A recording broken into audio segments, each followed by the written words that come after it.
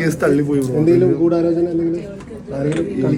ഉണ്ടാവും ബ്രോ. ഞാൻ ആക്ച്വലി ഇതൊന്നും ബോധർ ചെയ്യുന്ന ആളല്ല. എന്റെ സംബന്ധിച്ച് ഇതൊന്നും എന്റെ രോമത്ത് പോലും ഇട്ടിട്ടില്ല. എനിക്ക് അന്ന് കേസ് ആ വരുന്ന സമയത്ത് 90 കിലോ ആയിരുന്നു. ഇന്നും 90 കിലോ 6 പാക്ക് ഉണ്ട് ഇപ്പോഴും. എനിക്കതൊന്നും വലിയ പ്രശ്നമൊന്നും ഏറ്റിട്ടില്ല. ഒരു മനുഷ്യന് സംഭവിക്കുന്ന ഒരു ശരീരം ഇതൊക്കെയാണ്. അല്ല, ഇത് ആരാ? ഭാര്യമ്പള്ളിയിലെ ഷിയാസ് കരീം അല്ലേ? കുറച്ച് നാളായിട്ട് കാണാനില്ലായിരുന്നല്ലോ, എവിടെയായിരുന്നു?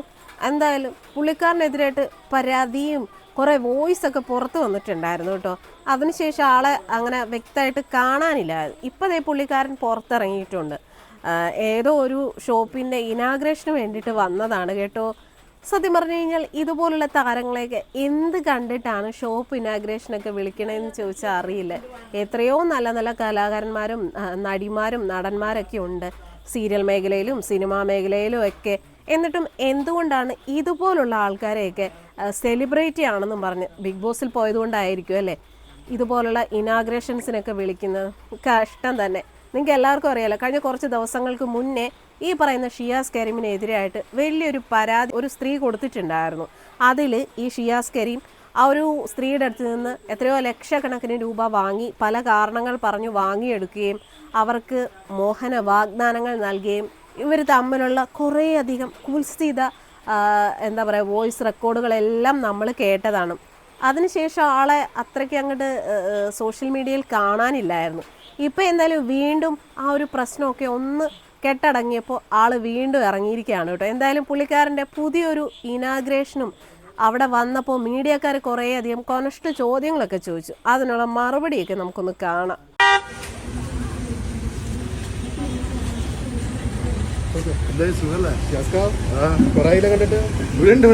എങ്ങും പോയിട്ടില്ല. ഞാൻ കുട്ടിയും വൈഫൊക്കെ ആയിട്ട് ഒരു 30-40 ദിവസം വീട്ടിൽ തന്നെയായിരുന്നു. പിന്നെ പരിപാടികളൊക്കെ എടുക്കുന്നുണ്ടായില്ല. ഇപ്പൊ ഇനി ഉണ്ടാവും.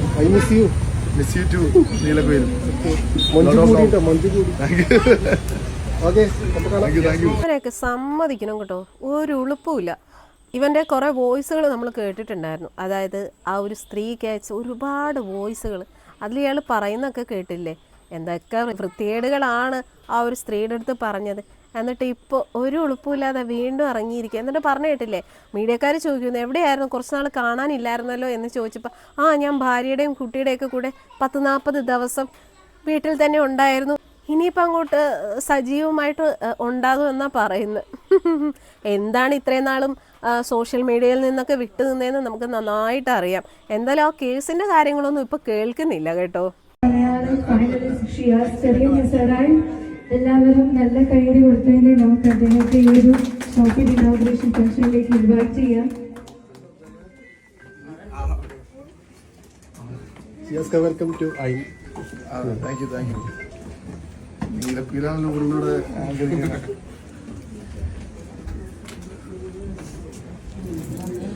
ആളുടെ മുഖത്തൊരു ചമ്മലുണ്ട് കേട്ടോ. കാരണം ഇത്രയുമൊക്കെ പുറത്ത് വന്നതല്ലേ, ആ ഒരു പരാതിയും കാര്യങ്ങളൊക്കെ വന്നു. അതിൽ ഇയാളുടെ വോയിസ് ഉൾപ്പെടെ സോഷ്യൽ മീഡിയയിൽ വൈറലല്ലായിരുന്നു.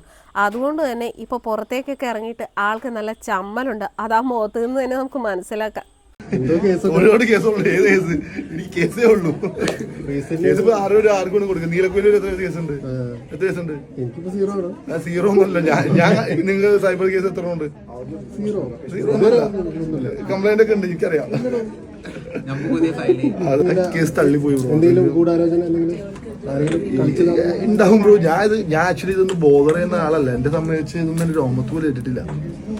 എനിക്ക് അന്ന് കേസ് ആ വരുന്ന സമയത്ത് 90 കിലോ ആയിരുന്നു. ഇന്നും 90 കിലോ 6 പാക്ക് ഉണ്ട് ഇപ്പോഴും. എനിക്കതൊന്നും വലിയ പ്രശ്നമൊന്നും ഏറ്റിട്ടില്ല. ഒരു മനുഷ്യന് സംഭവിക്കുന്ന ഒരു ശരീരം ഇതൊക്കെയാണ്. അപ്പൊ ഷിയാസ് തന്നെ പറയുന്നു ആ കേസ് തള്ളിപ്പോയി ബ്രോ. അപ്പോൾ മീഡിയക്കാർ ചോദിക്കുന്നു എന്തെങ്കിലും ഗൂഢാലോചന?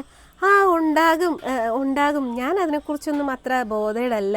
സാധാരണ ഇതുപോലുള്ള ഇഷ്യൂസൊക്കെ ഉണ്ടായിക്കഴിഞ്ഞാൽ നമ്മൾ ടെൻഷനൊക്കെ അടിച്ചിട്ട് നമ്മുടെ ശരീരഭാരമൊക്കെ കുറയേണ്ടതാണ്. പക്ഷേ എനിക്ക് അങ്ങനെയൊന്നുമുള്ള പ്രശ്നമില്ല. ഞാൻ ഇതിനൊന്നും വലിയ കാര്യമാക്കി എടുത്തിട്ടില്ല എന്നാണ് ഷിയാസ് കരീം പറയുന്നത്. അതത്ര കാര്യമാക്കി എടുക്കാത്തത് കൊണ്ടാണോ ഇത്രയും നാൾ സോഷ്യൽ മീഡിയയിലും ഒന്നും അത്ര ആക്റ്റീവ് അല്ലാതായിരുന്നത്? ഓൾറെഡി ഇയാളെ കല്യാണം കഴിഞ്ഞ് അതിൽ ഇയാൾക്കിപ്പോൾ ഒരു കുഞ്ഞുണ്ട്. ആ ജനിച്ച് കുറച്ച് ദിവസങ്ങൾ കഴിഞ്ഞപ്പോഴാണ് ഇയാൾക്കെതിരായിട്ട് ഒരു സ്ത്രീ പരാതി കൊടുക്കുകയും ആ സ്ത്രീയിൽ നിന്നും ലക്ഷക്കണക്കിന് രൂപ ഇയാൾ പല കാരണങ്ങൾ പറഞ്ഞു വാങ്ങിയെടുത്തു. അതുപോലെ തന്നെ അതിൻ്റെ കുറേ തെളിവുകൾ സഹിതം, അതായത് ഈ പണം ചോദിക്കുന്നതും ഇവർ തമ്മിലുള്ള ചാറ്റുകളുമൊക്കെ ആ സ്ത്രീ തന്നെ പുറത്ത് വിട്ടിട്ടുണ്ടായിരുന്നു. ആ ഒരു വിഷയത്തിൽ ഷിയാസ് പറഞ്ഞത് അത് ഒരു പ്രായമുള്ളൊരു സ്ത്രീയാണ്, എൻ്റെ ഉമ്മാടെ പ്രായമുള്ളൊരു സ്ത്രീയാണെന്നൊക്കെയാണ് അന്ന് ഷിയാസ് പറഞ്ഞിരുന്നത്. അതിനെതിരെയും ഈ പെൺകുട്ടി തെളിവുകൾ സഹിതം സോഷ്യൽ മീഡിയയിലൊക്കെ ഇട്ടിട്ടുണ്ടായിരുന്നു. എന്താന്ന് പറഞ്ഞാലും ഒരു തെറ്റും ചെയ്യാതെ അങ്ങനെ ഒരു പെണ്ണ് കൊണ്ട് പരാതി കൊടുക്കുമോ? അതായത് ഇയാളുടെ വോയിസ് ഉൾപ്പെടെ ലക്ഷക്കണക്കിന് രൂപയാണ് പല കാരണങ്ങൾ പറഞ്ഞ് ഇയാൾ വാങ്ങിയെടുത്ത്. ഇയാളുടെ ജിമ്മിൻ്റെ വർക്കും കാര്യങ്ങളൊക്കെ നടത്താൻ വേണ്ടിയിട്ടൊക്കെ ലക്ഷക്കണക്കിന് രൂപ ആ പെൺകുട്ടിയുടെ അടുത്ത് നിന്ന് വാങ്ങിയിട്ടുണ്ട്. എന്നിട്ട് ഇപ്പോൾ വന്നിട്ട് ന്യായീകരിക്കുക, കേസിലൊന്നും ഒരു കാര്യമില്ല, അത് ഗൂഢാലോചനയാണ്, ഒന്നുമില്ലായിരുന്നുള്ളത്. കഷ്ടം തന്നെ അല്ലേ. എന്തായാലും തെറ്റ് ചെയ്തിട്ടുണ്ടെങ്കിൽ അത് ഇന്നല്ലെങ്കിൽ നാളെ തെളിയിക്കപ്പെടുക തന്നെ ചെയ്യും. അപ്പോഴും ഇതൊക്കെ തന്നെ പറയണം.